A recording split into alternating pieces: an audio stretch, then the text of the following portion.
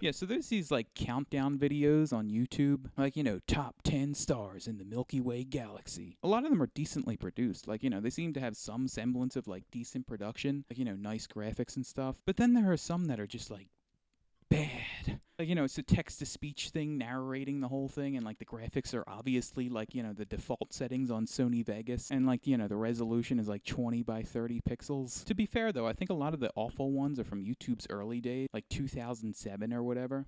Production wasn't really much of a concern. But the funny thing is that a lot of the bad ones just have like 2 million views. Like, how did that happen? Like, I could just picture some like entrepreneurial kid like making one of those videos in his bedroom or something, one of the badly produced ones. And then, he like posts it online and he like gets a bunch of views on it, and then just like, totally forgets about it. But then one day he like goes back and sees that he got all those views, and he doesn't even care about it. Oh cool, I forgot about this. I always wondered about that, like how people get views like effortlessly on YouTube. I mean, I've made my fair share of videos, probably about 500. But man, I'll tell you what, sometimes it feels like you could upload government secrets and still nobody would ever watch your video. And here's this kid with like dodgy content getting like 2 million views. I think this is partially because the videos that I made probably just weren't very good. I think a big part of it though was the fact that my eyes were probably on the wrong target. Or I was just simply blind to the target to begin with, as opposed to that kid. Like, there was some thing that kid knew of, like, some subconscious line of code that allowed him to know what video to make. Or, he could have just gotten lucky, and this is just survivorship bias. But,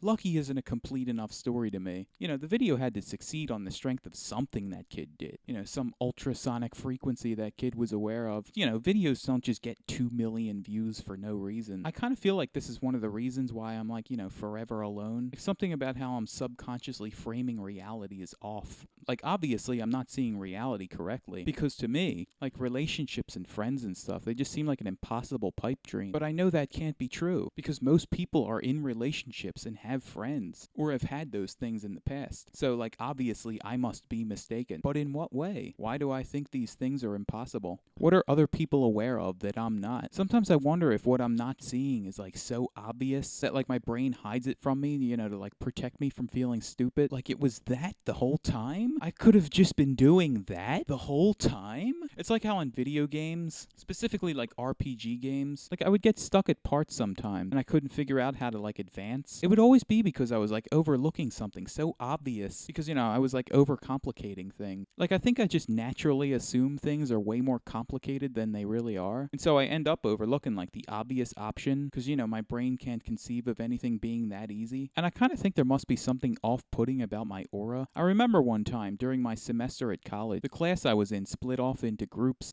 And the groups sort of like split off into like 5 desk clusters. It seemed like each of the desk clusters like instantly got into a conversation. But my desk cluster was all quiet. And the teacher noted this and said something like, "This is interesting. All of these groups are talking and this one isn't saying anything." And I'm pretty sure that it was something that I was doing. Like, I was putting out some sort of like nervous energy that was stifling the free flow of communication. Because this situation has happened to me so many other times. And I don't know what it is exactly about like my aura that makes this happen. I was a really disorganized kid. Our desks, at least in elementary school, were this kind that you could like put stuff into. And my desk was always stuffed to the brim with like old schoolwork.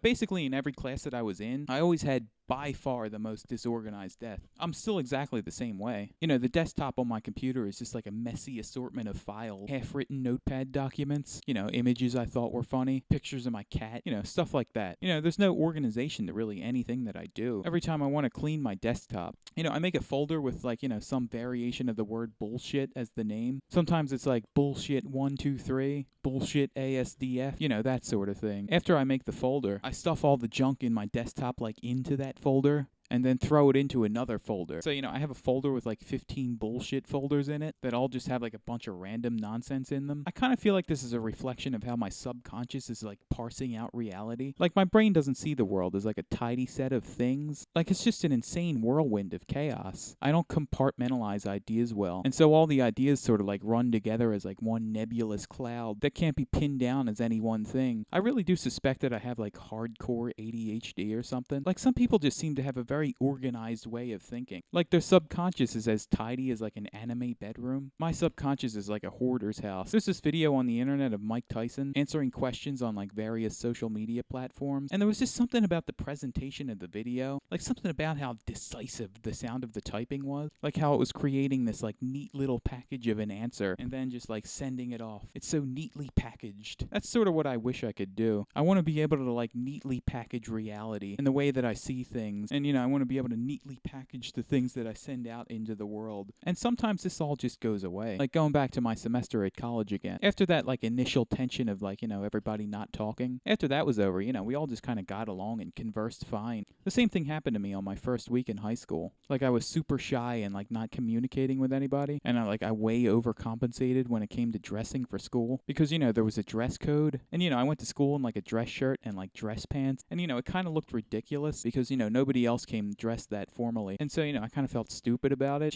Slowly over the course of a couple weeks, I came out of my shell. Sometimes I have like little breakthrough moments where things seem to make sense again, like I temporarily corrected a line of code in my operating system or something, and then all of a sudden the world just makes sense, but it's always so brief. It's like that scene in the Matrix Revolutions where they like pop above the clouds for a second.